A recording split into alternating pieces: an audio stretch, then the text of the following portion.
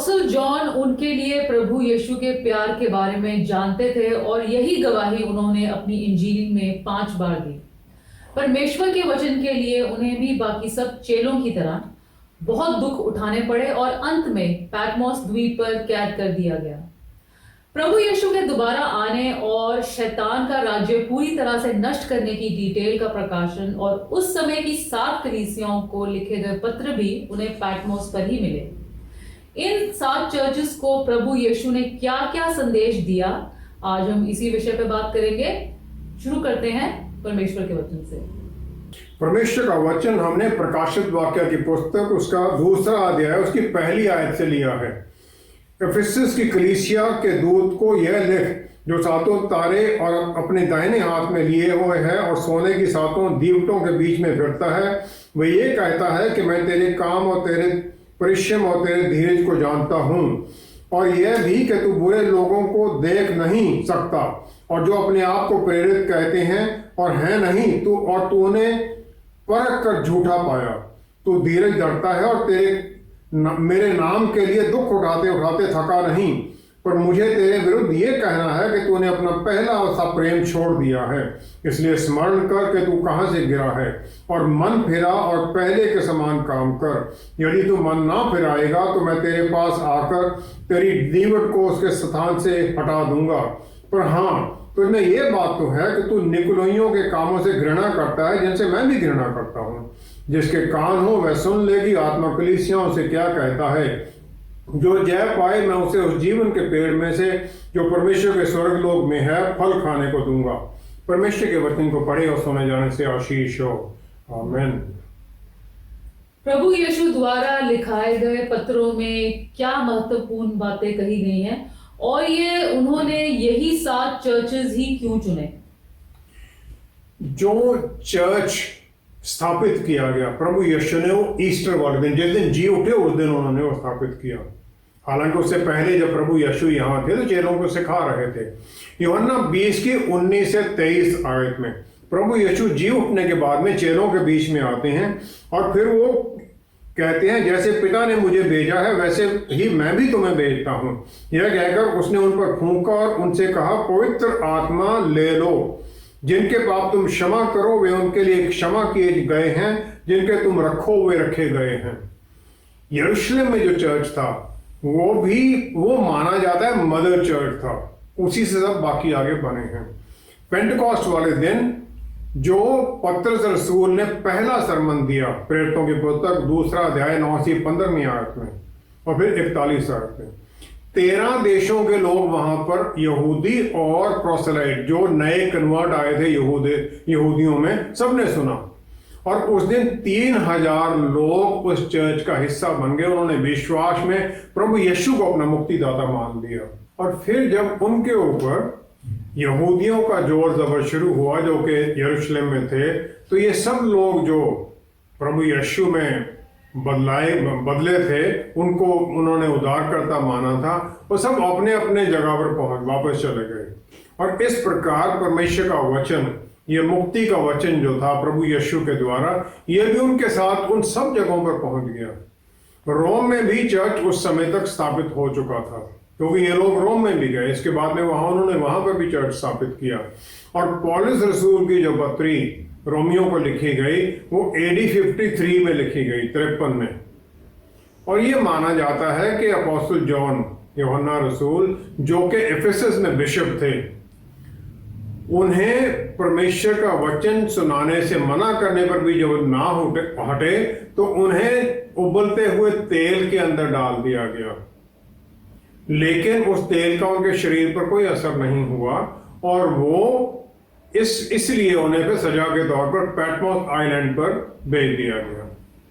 पैटमोस island Ephesus से बिल्कुल सामने अपोजिट समुद्र में है। इफिसस में बिशप थे यूहन्ना रसूल और तिमोथी थे वहां पर पास्टर, जिन्हें पौलुस रसूल ने वहां पर अपॉइंट किया था। तिमोथी को भी बाद में शहादत दी जाती है। जो प्रकाशित वाक्य पुस्तक है ये यूहन्ना रसूल ने पैटमोस आइलैंड से AD 93 में लिखी और पैटमोस के बिल्कुल सामने लैंड के ऊपर इफिसस है और उसके साथ में सातों चर्च थे, और ये सातों चर्च चुने गए एग्जाम्पल के तौर पर। जो 7 पत्रियां इनको लिखी गई वो अलग अलग चिट्ठियां नहीं थी, बल्कि ये एक पुस्तक में थी, कंपोजिट पुस्तक, जो कि सब चर्चेज में जानी थी ताकि सब लोग पढ़ें उसे, सब कलीसियाएं पढ़ें और सुने उसे। और क्योंकि ये प्रकाशित वाक्य की पुस्तक का हिस्सा हैं, तो ये जो पत्री हैं ये भविष्य के बारे में भी हैं, ताकि आज का जो हर चर्च है वो भी इसके साथ अपने आप में सीख सके। जब तक ये प्रभु यीशु का दोबारा आगमन होना है तब तक ये जो पत्रियां हैं ये लागू हैं। और ये जो पत्री हैं ये उस समय के जो शहर जहां पर ये चर्च थे उनकी जो कल्चर थी उसके बारे में भी दर्शाता है, क्योंकि जो कलीसिया है वो लोकल कम्युनिटी से थी, चाहे वो यहूदी थे चाहे जेंटाइल्स थे, सब लोकल कम्युनिटी के थे, वहीं रहते थे। तो उस जगह के जो कल्चर के इफेक्ट थे वो भी कलीसिया में दिखाई देते थे और चर्च में दिखाई देते थे। और ये पत्री उसी के बारे में वार्निंग देती है कि उसके खिलाफ विजिलेंट रहें वो। और ये जो पत्री ये सिर्फ वार्निंग ही नहीं देती है, ये प्रोफेटिक भी है, फ्यूचर के बारे में भी है, जैसे मैंने अभी कहा था। 2 चर्च जिनको सबसे ज्यादा क्रिटिसिज्म मिला वो थे सार्डिस और लाउडीसिया। ये दोनों चर्च शहर जो थे पूरी तरह आज अनइनहैबिटेड है, वहां कोई भी नहीं रहता है, पूरी तरह बर्बाद हो गए। जिन्हें सबसे ज्यादा प्रेज किया प्रभु यीशु ने वो थे स्मायरना और फिलाडेल्फिया। वो जो टर्किश कॉन्करर थे जो उनके ऊपर हमलावर होके आए, सबसे ज्यादा देर तक ये उनके खिलाफ बने रहे। इफिसस का जो चर्च था इसे प्रभु यीशु ने वो कहा कि मैं तुम्हें तुम्हारी जगह से हटा दूंगा। और ये चर्च जो वहां पर पहले जहां पर स्थापित था, ये पूरा शहर जहां स्थापित था, उससे तकरीबन 3-4 किलोमीटर दूर एक और जगह पर दोबारा फिर ये बना, वहां स्थापित हुआ पूरा शहर। मत्ती 5 की 13 से 16वीं आयत में प्रभु यीशु ने हर एक विश्वासी को इस पृथ्वी के नमक के बारे में कहा। नमक जो खाना है उसे प्रिजर्व करने के लिए इस्तेमाल होता है, टेस्ट के लिए होता है। तो एक विश्वासी भी इस धरती में जो कल्चर है उसे प्रिजर्व, पवित्रता की तरफ प्रिजर्व करने के लिए है। फिर उन्होंने कहा कि तुम जगत की ज्योति हो, लाइट ऑफ द वर्ल्ड। और फिर साथ में उन्होंने ये भी कहा कि इसी प्रकार तुम्हारा उजाला मनुष्यों के सामने चमके कि वे तुम्हारे भले कामों को देखकर तुम्हारे पिता को जो स्वर्ग में है बड़ाई करें। पिता की बड़ाई हो तुम्हारे कामों को देखकर। हर एक विश्वासी को, हर चर्च को यह जरूरी है कि वो परमेश्वर के वचन का प्रचार करे, मुंह के द्वारा और अपने कामों के द्वारा भी, उनके बिहेवियर के द्वारा, उनके एटीट्यूड के द्वारा लोग जाने कि हाँ इनमें कुछ भिन्नता है। और ये पवित्रता और धार्मिक जीवन जो है ये फिर दूसरों को भी उन्हीं बातों को मानने की तरफ अग्रत करे। जो ये 7 चर्चेस को पत्री लिखी गई ये कॉशन पॉइंटर्स हैं, संदेश है, संकेत हैं कि तुम बचे रहो इनसे। और इसके द्वारा हम अपना जो आत्मिक परिस्थिति है उसे भी हम जान सकते हैं, ताकि हम कहां पर आज खड़े हैं जो वह पढ़ें, उसके अनुसार अपने आप को जांचें और हमें किस चीज की करेक्शन है वो भी हम कर सकें। इन पत्रियों का ये सबसे ज्यादा महत्वपूर्ण काम है। प्रभु यीशु द्वारा इन लेटर्स की खास बातें क्या है और आज के दिनों में हमारे लिए इनका क्या महत्व है? 7 पत्र जो लिखे गए चर्चेस को, उनका एक स्पेसिफिक फॉर्मेट है, जिसमें सबसे पहला है प्रभु यीशु की सॉवरन कंट्रोल अथॉरिटी उस चर्च के ऊपर, उनका अधिकार उस चर्च के ऊपर। और दूसरा है उस चर्च का पुराना रिकॉर्ड क्या था, क्या वो आज्ञाकारिता में थे या डिसोबीडियंस में थे। तीसरा है वार्निंग, मन फिराने के बारे में, रिपेंटेंस के बारे में, नहीं तो फिर एक्शन के लिए तैयार होने के लिए वार्निंग थी। और फाइनली था कि जो जय पाएगा उसके लिए आशीष क्या होगी, ओबीडियंस जो आज्ञाकारिता में चलेगा और जो उस परिस्थिति पर जा पाएगा, जो उस चर्च में या चारों तरफ दूसरों में भी थी, उस पर जा पाएगा तो वो आशीष पाएगा। हम ये सब पत्रियों को एक एक करके देखेंगे ताकि हम इनसे क्या सीख सकते हैं वो देखें। एफिसस पहला चर्च था जो कि पैटमॉस के बिल्कुल सामने जमीन पर था, और ये सबसे इम्पोर्टेंट सिटी था रोमन एम्पायर का, रोम के अलावा, जहां पर के ट्रेड और ज्ञान के लिए सेंटर था। और ये जंक्शन था, मेन जंक्शन पश्चिम से पूर्व की तरफ जाने के लिए। और जो इसकी आराधना थी वो सेक्सुअल इमोरलिटी में थी, और इस मंदिर को उस समय के 7 अजूबों में एक माना जाता था। और ये मंदिर इतना धनाढ़ था, इसके वह इतनी धन दौलत थी कि इसे लोग बैंक की तरह इस्तेमाल करते थे। जो मर्चेंट थे या राजा थे, एवं शहर भी अपना धन उस टेम्पल की ट्रेजरी में जमा करते थे ताकि वहां पर सेफ रहे। पौलुस रसूल एफेसस में 3 साल के लिए रहे, और वहां पर उन्होंने टिमोथी को उस चर्च का लीडर अपॉइंट कर दिया, और उसे उन्होंने वार्निंग दी कि जो झूठे प्रचारक हैं या झूठे आएंगे उनसे बच के रहना। अक्विला और प्रिस्किला जो पौलुस रसूल के नजदीकी काम करने वाले थे, वो भी यहीं रहते थे। और जो पत्री है ये लिखी गई है एंजल ऑफ द चर्च, और जो ग्रीक भाषा का शब्द है एंजेलोस, उसका मतलब है मैसेंजर, दूत। और कुछ लोग ये मानते हैं कि जो ये एंजल था, ये परमेश्वर ने हर एक चर्च के ऊपर एक स्वर्गदूत नियुक्त किया हुआ था उसे कंट्रोल करने के लिए, तो उसके लिए ये पत्री है। लेकिन परमेश्वर एक स्वर्गदूत को जो स्वर्ग में है उसको एक इंसान के थ्रू मैसेज क्यों देंगे? वहां से उसको डायरेक्ट कम्युनिकेशन हो सकता था। असल में जो एंजल जो माना गया है वो उस चर्च का पास्टर लीडर है, क्योंकि उसे परमेश्वर ने उस कलीसिया का चरवाहा नियुक्त किया है, और वो वचन के अनुसार हर पास्टर परमेश्वर के सामने ज्यादा उत्तरदायी है। और ये पत्र है किससे? जो 7 तारे अपने दाहिने हाथ में लिए हुए है और सोने की 7 दीवटों के बीच में फिरता है। यह प्रभु यीशु की हर चर्च के ऊपर जो अधिकार, उनकी अथॉरिटी है, उसको दर्शाता है। उस चर्च का जो असेस्ट स्टेट क्या था, उसकी हालत क्या थी उस समय, वो हार्ड वर्किंग थे, स्वर्ग राज्य के काम करने के लिए मेहनत करने वाले थे, स्टेडफास्ट थे, पूरे ध्यान से और परसवेर लगे रहने वाले थे। पाप का वो सामना करते थे, उसको रेजिस्ट करते थे, और जो झूठे प्रचारक थे, कम्युनिटी में घूम रहे थे, उनको पूरी तरह से एग्जामिन करते थे। ये सब बातें उन्होंने कही, और वो हर तरह की तकलीफ को भी सहते थे, थकते नहीं थे, तकलीफों से डरते नहीं थे। पौलुस रसूल ने प्रेरितों की पुस्तक उसका 20 अध्याय उसकी 29 से 31 आयत में अफसियों को यह वार्निंग दी कि मैं जानता हूं कि मेरे जाने के बाद फाड़ने वाले भेड़िए तुम में आएंगे, जो झुंड को ना छोड़ेंगे। तुम्हारे ही बीच में से वे भी ऐसे ऐसे मनुष्य उठेंगे जो चेलों को अपने पीछे खींच लेने को टेढ़ी मेढ़ी बातें कहेंगे। इसलिए जागते रहो और स्मरण करो, जागते रहो और जो मैंने बताया उसको याद रखो।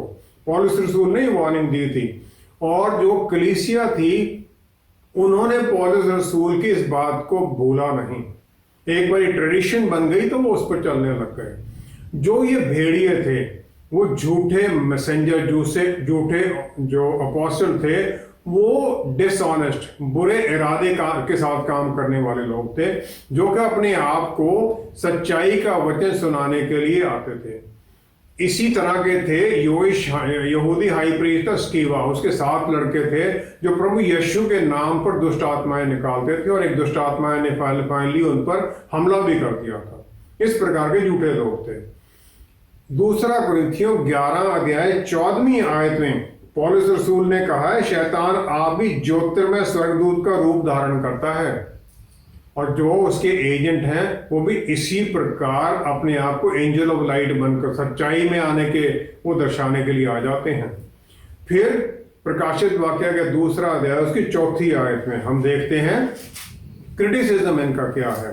प्रभु यीशु ने उन्हें वार्निंग दी कि पर मुझे तेरे विरुद्ध ये कहना है कि तूने अपना पहला प्रेम छोड़ दिया है। You have left your first love, left your, छोड़ दिया है। कुछ गुम हो जाना एक्सीडेंट से होता है, लेकिन छोड़ देना डेलिब्रेट होता है, जानबूझ के छोड़ा जाता है कुछ भी। पहला प्यार उनका क्या था? वो था जब एक विश्वासी प्रभु यीशु में जुड़ता है तो उनके साथ एकदम बड़ी नजदीकी में आ जाता है, काम करना चाहता है, वचन पढ़ना चाहता है। वो शायद इस प्यार में थोड़े ठंडे हो गए थे। उनके अंदर से वो जो आग थी वो नहीं थी। बाहर से तो उनके सब काम ठीक दिख रहे थे, लेकिन अंदर से उनके मन में कुछ बढ़िया नहीं था। जो उनके डॉक्ट्रिन थे या विश्वास थे वो पवित्र थे। उनके जो माइंड और हार्ट के अंदर जो उनका अंदर से जो काम था, जो प्यार का काम था, वो कम हो गया था। और एक दूसरे के लिए प्यार भी कम हो गया था, कम्युनिटी के लिए प्यार कम हो गया था, दूसरों को वचन बताने वाले वो कम हो गए थे। जो ही हम आते हैं वचन में तो हम दूसरों को बताना चाहते हैं हमारे लिए कैसे हुआ, इनमें शायद ये कम हो गया था। जिस प्रकार एक नई नई शादी हुए में तो लोग एकदम बहुत नजदीकी में आ जाते हैं, आहिस्ता आहिस्ता फिर वो जो स्पार्क है वो कम होता जाता है, रिश्ता थोड़ा ठंडा होने लग जाता है, सब कुछ टेकन फॉर ग्रांटेड हो जाता है और लोग इसको फिर दोबारा जीवित करने के लिए कोशिश भी नहीं करते हैं। जो ये चर्च था, हालांकि काम बहुत कुछ कर रहा था, लेकिन जो उसका मंशा थी वो गलत थी, मोटिव गलत था। और क्योंकि हो सकता है कि जो वहां पर उनके ऊपर प्रताड़ना चल रही थी, सफरिंग थी, उसके कारण ये हुआ हो। अच्छे कामों का जो मोटिव है ये अंदर से हमारे परमेश्वर के प्यार के लिए, पवित्र आत्मा परमेश्वर के बल के अनुसार होना चाहिए, सोशल कॉज के लिए नहीं कि हम सोशल काम कर रहे हैं। फिर वार्निंग आ जाती। वार्निंग उन्हें क्या दी गई? 5वीं 6वीं आयत में उन्होंने कहा, स्मरण कर के तू कहां से गिरा है और मन फिरा। Remember therefore from where you have fallen, repent. जो इमीडिएट काम करना है वो 3 है। सबसे पहले तो ये स्मरण कर, रिमेंबर करना कि हम पहले कहां थे, पहले किस तरह के पाप के जीवन में थे, किस प्रकार प्रभु यीशु ने हमें निकाला है। फिर जब हम प्रभु यीशु में जुड़ गए तो उस समय हम कैसे काम करते थे उसको याद करना। लूका 15 की 17 से 19 आयत में उड़ाऊ पुत्र है। जब वो सूअरों के बाड़े में पहुंच जाता है, उसकी इस परिस्थिति आ जाती है, तब वो याद करता है कि मेरे पिता के घर में नौकरों के लिए भी कितना अच्छा खाना मिलता है। जब वो याद करता है तब उसे फिर ये रेस्टोरेशन वापस आने की उसके मन में इच्छा आती है। जब हम इस प्रकार याद करते हैं प्रभु यीशु ने चर्च को कहा, तब हमें उसको रिस्टोर करने की इच्छा आती है। दूसरा है मन फिरा और पहले के समान काम कर। मन फिराना कोई ये नहीं कि सॉरी बोलना है, ये अपने जीवन की दिशा को बदलना है, एटीट्यूड बदलना है और जो अपना बिहेवियर है उसे बदलना है। और ये प्रेजेंट जिसमें हम चल रहे हैं उसे एकदम शार्प ब्रेक चाहिए, उसमें बिल्कुल बदलाव आना चाहिए, बिल्कुल टोटल बदलाव आना चाहिए। तीसरा है जो पहले से काम थे वो करना शुरू कर, जो बेसिक्स थी उसमें वापस चल, जो पहले जब विश्वासी बना था उन कामों में चल, जो वचन को पढ़ने में समय बिताता था, रेगुलर प्रेयर टाइम था तुम्हारा हर रोज का, दूसरे विश्वासियों से मिलने का आनंद जो था, जो दूसरों को वचन बताने का आनंद था, कोशिश थी अपने विश्वास के बारे में, वो सब में दोबारा वापस चल। प्रभु यीशु ये उन्हें वार्निंग देते हैं। शैतान एक एक्सपर्ट है, हमारे मन में ये डिससेटिस्फैक्शन डालता रहता है कि तुम प्रार्थना करते हो उत्तर तो तुम्हें मिलता नहीं, वचन पढ़ते हो तुम्हें समझ तो आता नहीं, याद ही नहीं रहता है। और फिर एक नए नए प्रोग्राम आने लग जाते हैं, हम उनके पीछे चलने लग जाते हैं, नई आइडियोलॉजीज, नई कल्ट शुरू हो जाते हैं, उनके पीछे चल पड़ते हैं। फिर हम जो आज का जीवन है उसमें हमारा अटेंशन स्पैन बहुत शॉर्ट है। माना जाता है 10 सेकंड से ज्यादा किसी का एक चीज पर ध्यान केंद्रित नहीं रहता है, और जो सच्चा आनंद है उससे भी फिर हम बोर होने लग जाते हैं। और जो हमारी सेंसेस को, जो 5 इंद्रियां हैं, जब उनको प्रसन्न करता हम उसके पीछे लग जाते हैं, आत्मा से हट जाते हैं। इसमें फिर उन्होंने प्रभु यीशु ने वार्निंग क्या दी। सजा क्या है? सजा कहते हैं कि अगर तू मन ना फिराएगा तो मैं तेरे पास आकर तेरी दीवट को उसके स्थान से हटा दूंगा, मैं तेरे लैंप स्टैंड को वहां से हटा दूंगा अगर तू तौबा ना करेगा।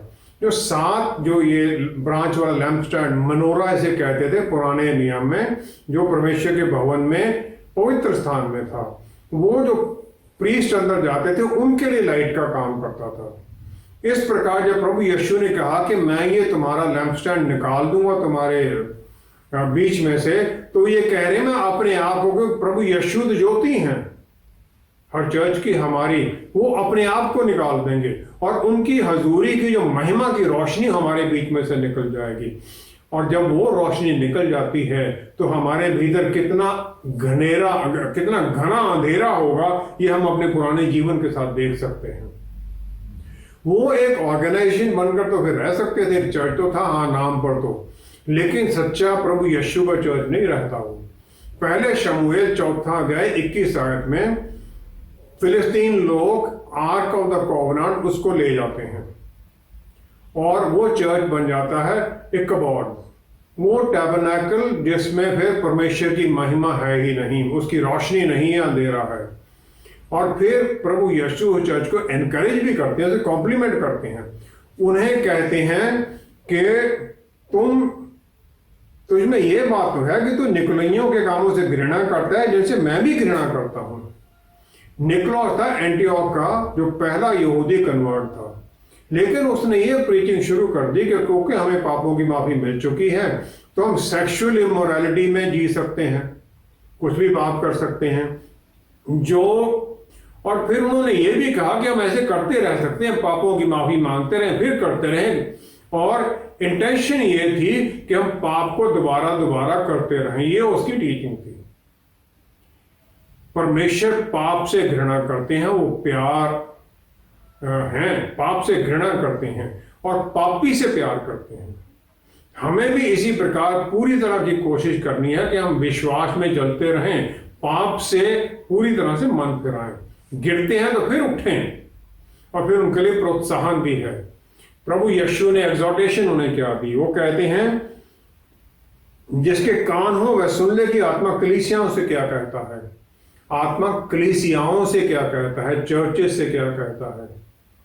एक चर्च के लिए नहीं, सबके लिए है, कलीसियाएं हैं, हम सब उसमें शामिल हो जाते हैं।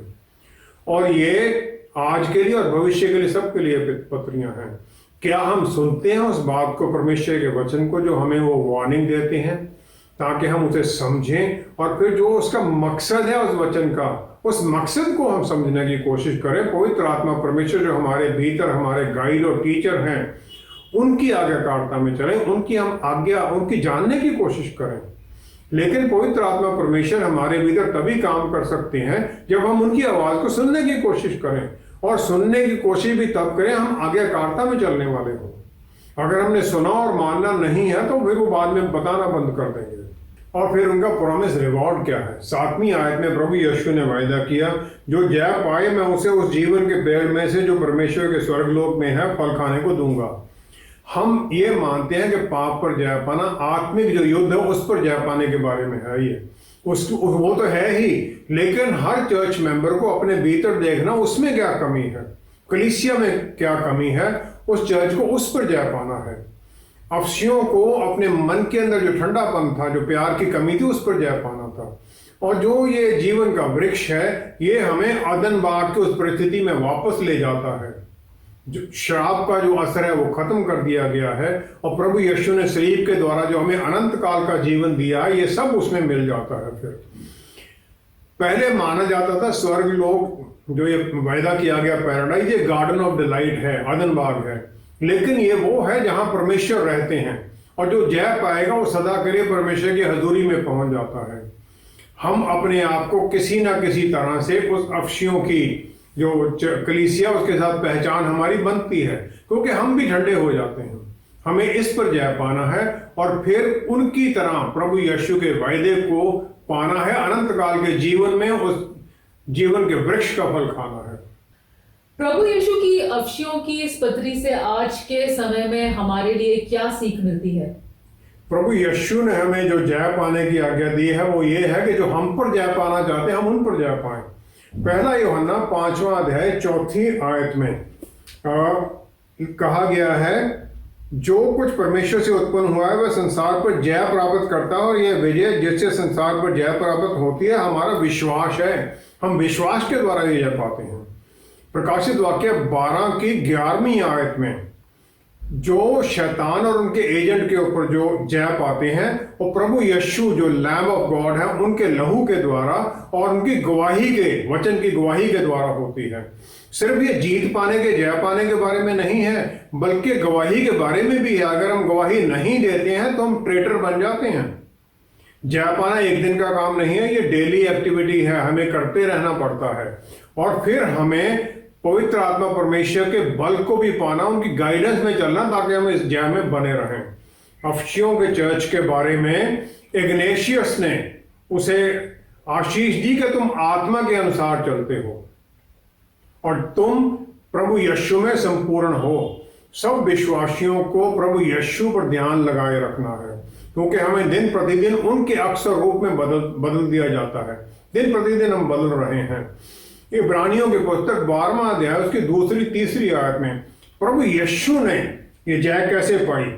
प्रभु यीशु ने जय पाई इब्रानियों की पुस्तक उसका 12वां अध्याय उसकी 2-3 आयत में कि क्रूस का दुख सहा और परमेश्वर के सिंहासन की दाहिनी ओर जा बैठे।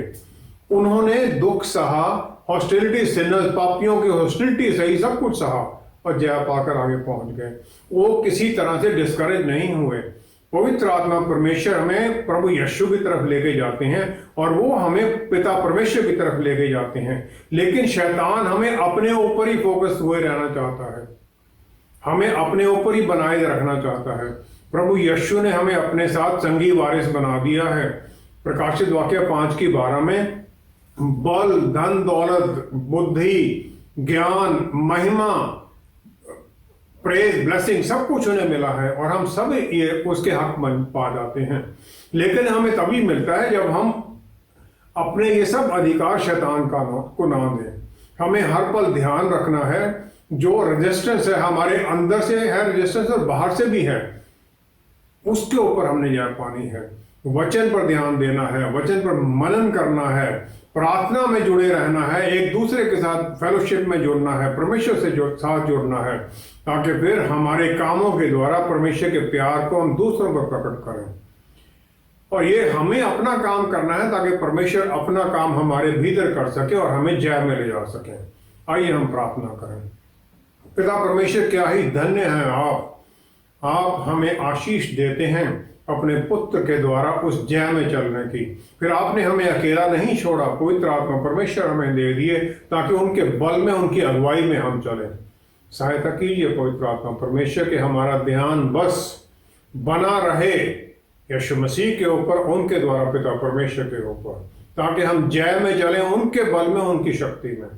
पिता परमेश्वर, सब कुछ प्रभु यीशु के पवित्र नाम में मांगते हैं। आमेन, आमेन, आमेन।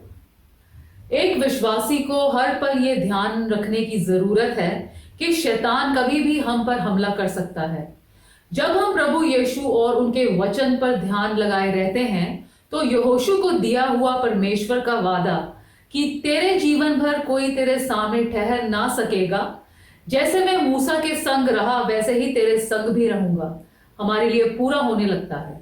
बस हमारा मन उन पर टिका रहे तो जीत हमारी ही है। Thank you so much for being with us. See you next time. Stay blessed. Shalom.